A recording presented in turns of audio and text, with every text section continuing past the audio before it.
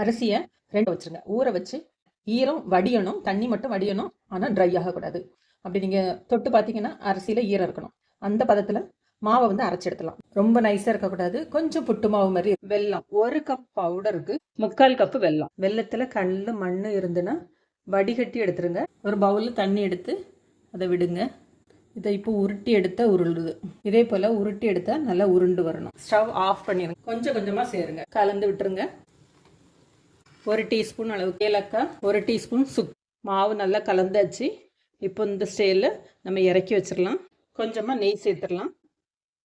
இதை நல்லா மிக்ஸ் பண்ணி மூடி போட்டு மூடிடலாம். 1 டே இருக்கட்டும். கையில் எண்ணெய் தொட்டுடுங்க அல்லது நெய் தொட்டுடுங்க. மெல்லசாக தட்டிக்கிடுங்க.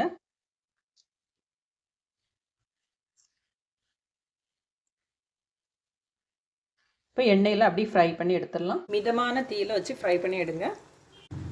நம்ம போட்டது எலும்பி வந்ததுக்கு அப்புறமா மாற்றி போடுங்க.